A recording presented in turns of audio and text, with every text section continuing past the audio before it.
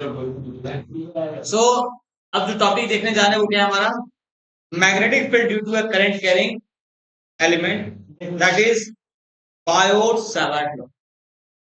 कोई current flow कर रहा है तो उसमें कितना मैग्नेटिक फील्ड डेवलप कर सकता है। Late us see that. सबसे पहले एक वायर ड्रॉ करते हैं।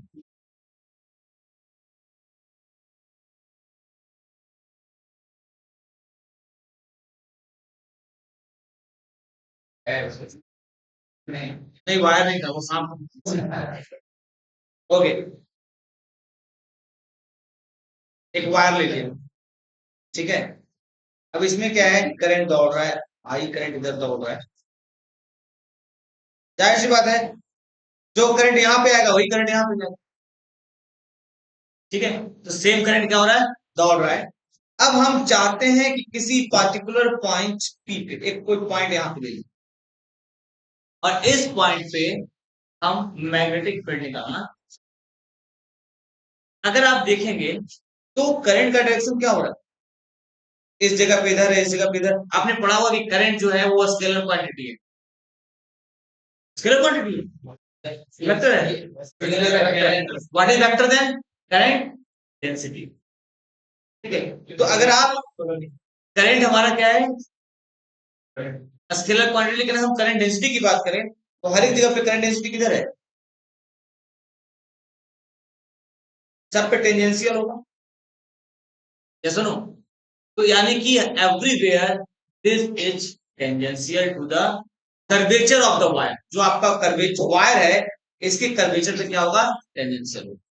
हमें क्या करना है, इस पॉइंट पे मैग्नेटिक फील्ड फाइंड करना है। तो बायोट सावर्ट का जो लॉ है वो कहता है, आप वायर पे किसी पार्टिकुलर पॉइंट पे आप एक छोटा सा एलिमेंट, छोटा सा टुकड़ा ले लें। Let that be DL, small element of wire, small element of wire. तो जब आप छोटा सा एलिमेंट लेंगे, थोड़ा सा मैं इसको बड़ा करके बता रहा हूँ। तो छोटा सा एलिमेंट लेंगे तो क्या होगा, किसी पार्टिकुलर टाइम पे यहाँ पे करंट डेंसिटी होगी और ये उसी डायरेक्शन में जाएगी जिस डायरेक्शन में आपका वायर है।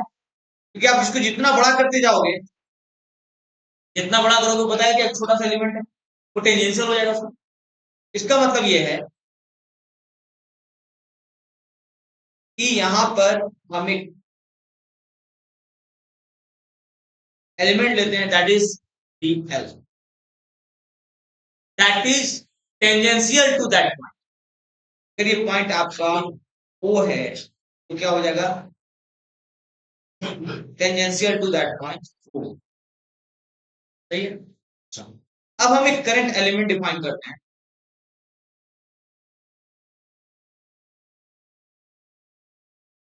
करंट एलिमेंट, करंट एलिमेंट का मतलब छोटा सा टुकड़ा वायर का, साथ में उसमें कितना करंट फ्लो कर रहा है। Let it be I D L. ज्यादा करंट होगा तो करंट एलिमेंट का वैल्यू ज्यादा होगा।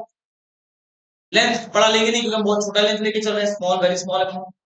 तो हमारा करंट एलिमेंट का वैल्यू कितना है, आई डी एल, ठीक है।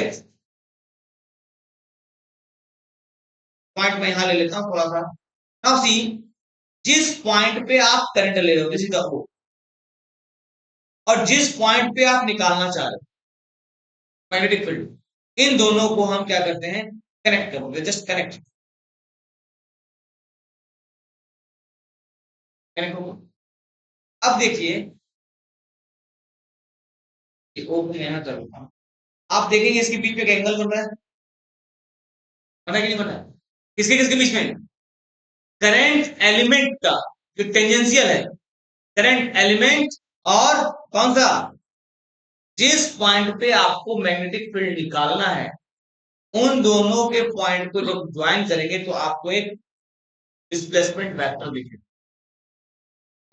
सो लेट दिस बी,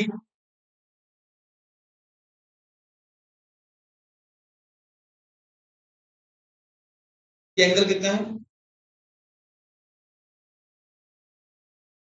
हमारे पास अभी तीन एलिमेंट आ रहे हैं। पहला एलिमेंट करंट एलिमेंट जो कि इसके सेंटर पे कर्वेचर टेंजेंशियल है। दूसरा एलिमेंट ओ और पी को हमने ज्वाइन कर दिया, एक डिस्प्लेसमेंट वेक्टर मिला जिसको हमने कहा आर, इसका डायरेक्शन किधर से किधर होगा, करंट से लेके पॉइंट की ओर, क्या सुनना, करंट से लेके पॉइंट की ओर, और आपका जो करंट एलिमेंट उसका वेक्टर किधर है, अलोंग द करंट डेंसिटी, सही है। अच्छा, इन दोनों के बीच में एंगल कितना है, थीटा है।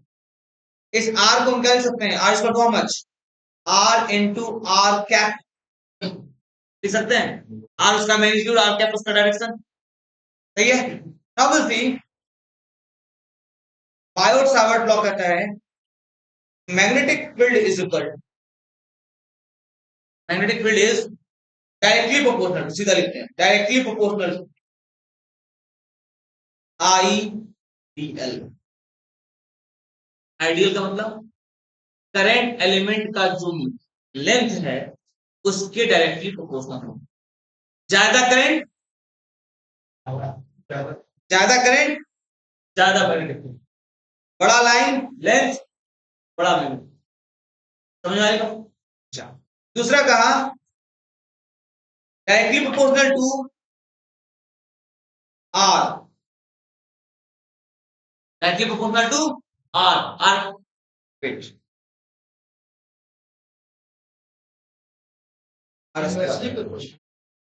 गलत वर्ड निकल गया, inversely proportional to R square, यानी कि जितना ज्यादा दूर होगा उसके स्क्वायर के हिसाब से उतना क्या होगा, उसका मैग्नीट्यूड घटता जाएगा, इसलिए directly proportional to 1 by R square, in fact inversely proportional to R, and it also said that sine theta, कौन सा थीटा, इन दोनों के बीच के एंगल, ये किसने कहा, बायो सावर्ट लॉ कहता है कि जो मैग्नेटिक फील्ड क्रिएट होगा वो करंट के डायरेक्टली प्रोपोर्शनल, लेंथ के directly proportional, inversely proportional to R square, the distance between the point and the current element, and also the angle theta, theta क्या है, the angle between current element and the displacement, सही है। आगे बढ़ सकते हैं, okay.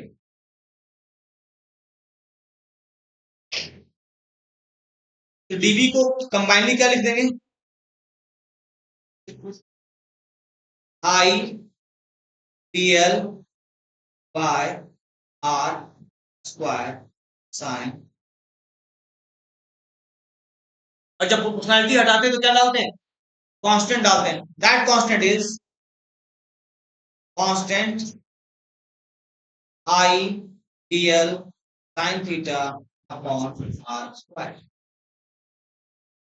Now by experiments Biot-Savart found that the constant value is equal to mu naught upon 4 pi I dl sin theta by r। Mu naught, देखो ये mu naught आया इसका मतलब फ्री स्पेस, फ्री स्पेस का मतलब क्या होता है, फ्री स्पेस का मतलब क्या बताया था मैंने, वैक्यूम, यानी वैक्यूम के केस में हम निकाल रहे हैं, ठीक है। So this is mu naught upon 4 pi ideal sine theta R, सही है। क्या बोले, एप्सिलॉन नॉट से मिलता जुलता है, एप्सिलॉन नॉट से मिलता है, एग्जैक्टली, वो इलेक्ट्रिक फील्ड के लिए और ये तो कोई डाउट है, आगे बढ़ाया जा सकता है, okay. Now let us see, now since magnetic field is a vector quantity, magnetic field is a vector quantity, इसका मतलब क्या होगा, इट हैज सम डायरेक्शन। तो उन्होंने कहा कि ये जो डायरेक्शन है it is such that normal to ideal, current element जो है उसके नॉर्मल हो, करंट एलिमेंट का डायरेक्शन क्या है आपका, इधर, अब इसका नॉर्मल क्या हो सकता है, या तो इधर हो सकता है या तो इधर हो सकता है, या तो इधर भी हो सकता है, ऐसे भी हो सकता है,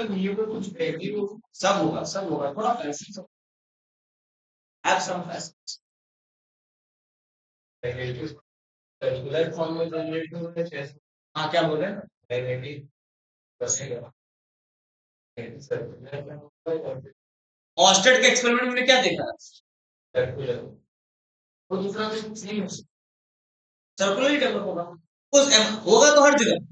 अगर आप इस पॉइंट पे लेंगे, इस पॉइंट पे लेंगे, इस पॉइंट पे लेंगे, हर एक जगह पे क्या होगा? मैग्नेटिक फील्ड डेवलप होगा। लेकिन इस पॉइंट के हिसाब से अगर आप उसकी चारों ओर सर्कुलर लेते हैं तो वैल्यू क्या होंगे? डायरेक्शन क्या होगा? क्या बोल रहे हैं? एलिप्टिकल कैसे होगा? आर का वैल्यू क्या है? एलिप्टिकल में आर का वैल्यू क्या होगा? सेम होगा या अलग होगा? अलग होगा। तो यहाँ पे इसका फॉर्मूला क्या बता रहा है? वो तो आने आने तो हम तो अभी करंट के लिए से पढ़ अभी क्या पढ़ रहे हैं? करंट के लिए। यहाँ तक क्लियर है? 5 7 तो क्लियर है? पढ़ाओ। हाँ बोलिए। तो वो जो वायर है अगर वो सीधा था और उसमें करंट डेंसिटी। हाँ, अगर वायर सीधा रहे तो करंट डेंसिटी कैसा होगा? इसमें टेंजेंट हुआ मतलब क्या है इसके वजह। बिल्कुल। तो अगर आप इनका कहना है कि अगर वायर हम सीधा ले लें, ऐसा ले लें, तो उसमें करंट डेंसिटी कैसा होगा? करंट का डायरेक्शन इधर, तो करंट डेंसिटी भी होगा। किसी स्ट्रेट लाइन में टेंजेंट क्या होगा? What is tangent? What is tangent? Parallel. Tangent का मतलब पैरेलल। यहाँ इसके पैरेलल हो जाएगा। दो चीजें होती है, नॉर्मल, पैरेलल। ये आपका नॉर्मल है तो ये आपका टेंजेंट। ठीक है, बढ़े आगे। अच्छा, अब आता है इसका वैल्यू।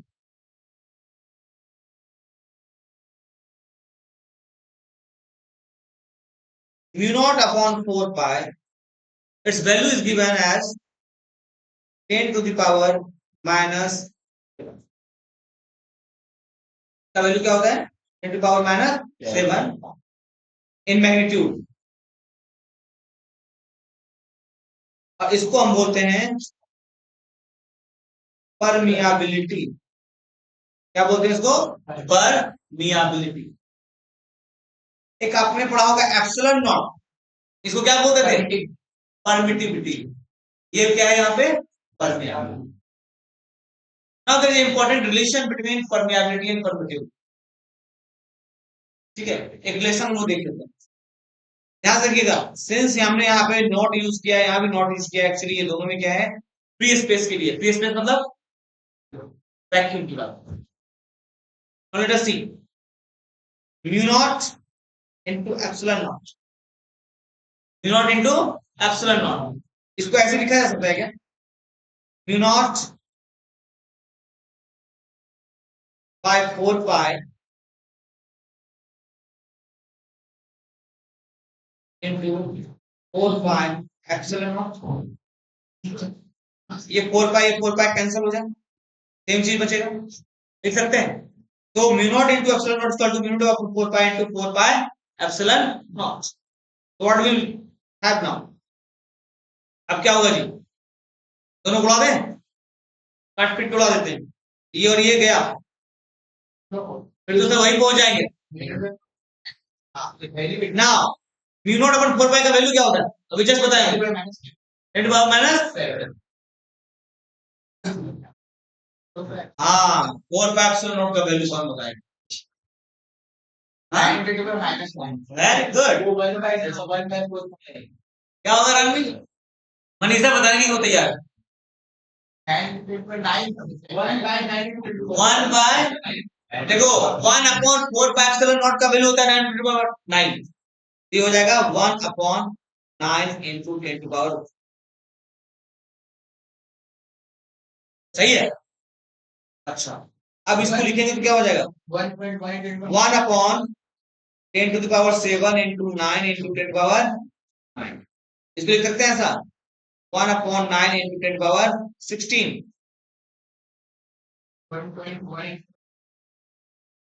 क्या? 1.1 हाँ ठीक है, that's I expect.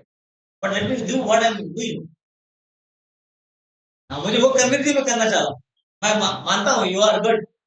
Late us see, but not be in hurry. 1 upon 3 into 10 power 8 का होल स्क्वायर लिख सकते हैं क्या इसको? यस।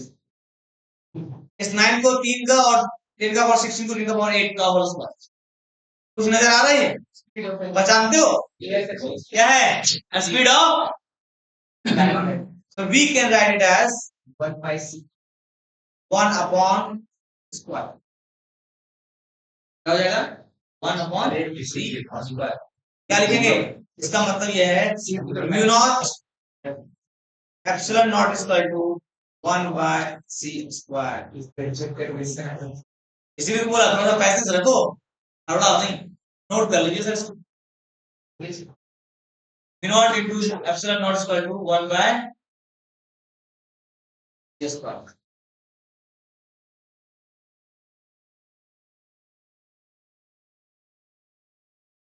हो गया आपका? छोड़ दीजिए सब।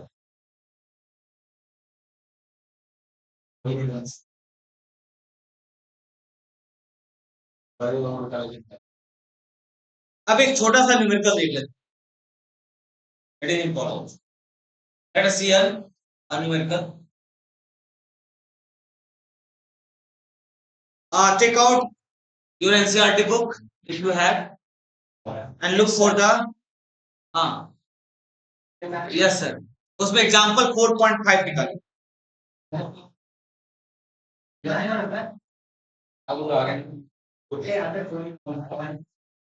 Give it to me।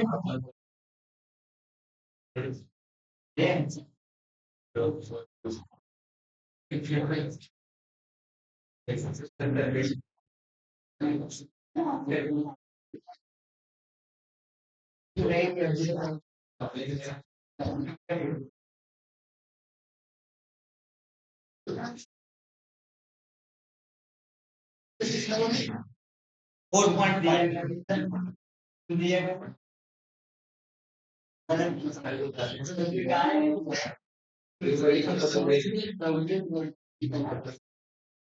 हाँ क्वेश्चन में लिख देता हूँ क्योंकि बहुत लोगों के पास बुक अवेलेबल नहीं है।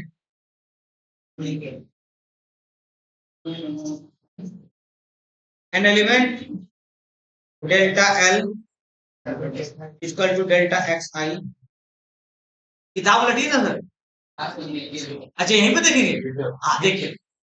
Good is placed at the origin,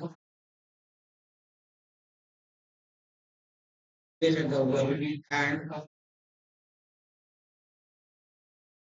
carries large current, I is equal to 10 ampere।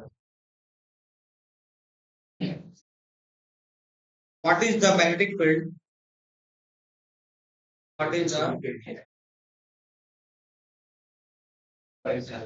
magnetic field on the y axis? हाँ लगता है कुश्ती लड़ाना पड़ेगा सामने वाला। हाँ देख रहा हूँ।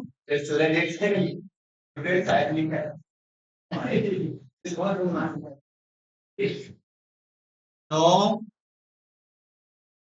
not acceptable। What is the magnetic field on the y-axis at a distance?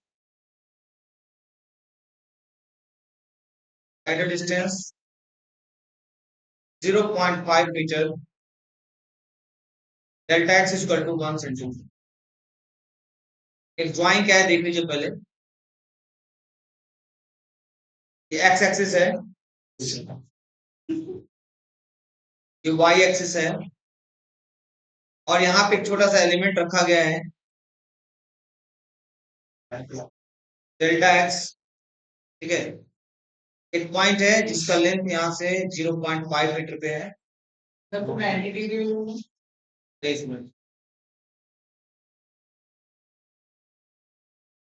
Now see the question.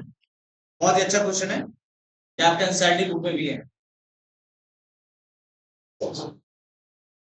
क्या कर रहा है? An element delta L equal to del X I. ये जो आप देख रहे हो करंट एलिमेंट, बस इसी की बात कर रहा है। आपको दिया नहीं है, तार तो छोटा होगा नहीं, तार तो बहुत बड़ा होगा, लेकिन आपको सिर्फ और सिर्फ इसी छोटे तार के टुकड़े की वजह से जो मैग्नेटिक फील्ड आ रहा है वो आपको निकालना। ठीक है, क्या है? Delta X is the current element का size, that is the DL. Okay, is place at the origin, कहां रखा गया है? ओरिजिन। आपको पता है एक्स वाई के क्रॉसिंग पे हम ओरिजिन रखते हैं। And carries a large current एज पर करंट कितना है? 10 एम्पीयर करंट है। What is the magnetic field on the Y axis at distance 0.5 metre? आपको बताना है कि मैग्नेटिक फील्ड यहां पे क्या है। ठीक है, del X equal to 1 centimetre. जिनका हो जाएगा वो अपने से बनाइए, और जिनका नहीं हो पा रहा है वो यहां पे देखिए। सबसे पहले देखते हैं डीबी इक्वल टू क्या होगा। डीबी इक्वल टू क्या होगा? Mu naught 4 pi into I DL cross R upon R. एक पड़ेगा ना? अच्छा, अब यहां पे देखिए, ये आपका डेल्टा एक्स है, यही डेल्टा एक्स आपका आइडियल का काम करने वाला है। तो आपके लिए डीएल क्या है? What is DL?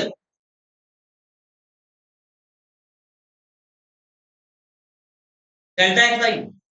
We will write DL is equal to delta X I. R क्या है आपका? What is are? आर कहां से देखेंगे? आर देखेंगे करंट एलिमेंट से लेके पॉइंट की ओर। पॉइंट आपका यहां पे है, यहां पे डिस्प्लेसमेंट वेक्टर क्या है? What is displacement vector? 0.5 आई जे। इधर हम आई लेते हैं तो इधर क्या हो जाएगा? जे हो जाएगा। तो इधर आई और इधर तो इसका वैल्यू क्या हो जाएगा? Displacement vector 0.5 J. We have 0.5 J. I कितना दिया हुआ है? 10 एम्पियर। नाउ आर का मैग्नीट्यूड कितना है? 0.5। हाँ, वैल्यू पुट कर देते हैं। dB equal to mu naught by 4 by कितना वैल्यू आया? इसका वैल्यू कितना होता है? 10 to power minus 7 into I का वैल्यू कितना है? आई का वैल्यू 10। यहां पे रखना है, यहां से वैल्यू देख लेना। 10 इनटू डीएल कितना है?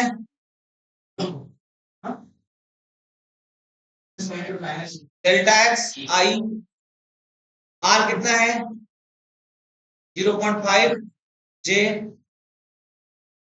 अपॉन आर क्यू कितना होगा? 0.5 का whole. So what we have? 10 to power minus 7 into 10 into now del x का वैल्यू कितना दिया हुआ देखिए तो 1 सेंटीमीटर। याद रखिए, हम सेंटीमीटर में नहीं लेंगे, क्या लेंगे? मीटर में। तो क्या हो जाएगा? 10 to power minus 2। हमारा वैल्यू क्या हो जाएगा यहाँ पे? 10 to power minus 2 I cross 0.5 J upon 125 into 10 to power minus 3। सही है? Now see 10 to power minus 7 into 10 into 10 to power minus 2 into 0.5। सारे मैग्नीट्यूड को मैं बाहर निकाल ले रहा हूं। यहाँ क्या बच जाएगा? I cross J upon 125 into 10 to power minus 3। What we have? चीज यहाँ पे -7, यहाँ पे 1, यहाँ पे -2, यहाँ पे भी -1। क्या लिखेंगे? 10 to power minus 7 plus 1 minus 2 minus 1। यहाँ पे देख लेना, -7 से -7, यहां से मैंने 1 लिया, यहां से -2 लिया, और इस 0.5 का भी -1 ले लिया मैंने। ठीक है, अब आई क्रॉस जे क्या होता है? I cross J 1। Very good. I cross J क्या होता है? आई क्रॉस जे क्या होता है? गुड, कैसा? That's great. दिस इज के, और साथ में क्या हमारा 5 भी आ जाएगा अपॉन 125 इंटू माइनस 3। ये 5 से काट दो 25 हो जाएगा। क्या वैल्यू आ जाएगा हमारा? 10 पावर यहाँ पे जोड़ लेते हैं, -7 -6 -8 -9 -9 इंटू, अभी 10 पावर -3 ऊपर जाएगा तो क्या होगा? +3 हो जाएगा। 10 पावर 3 अपॉन 25, तो 10 power -6 upon 25, the value comes to be 10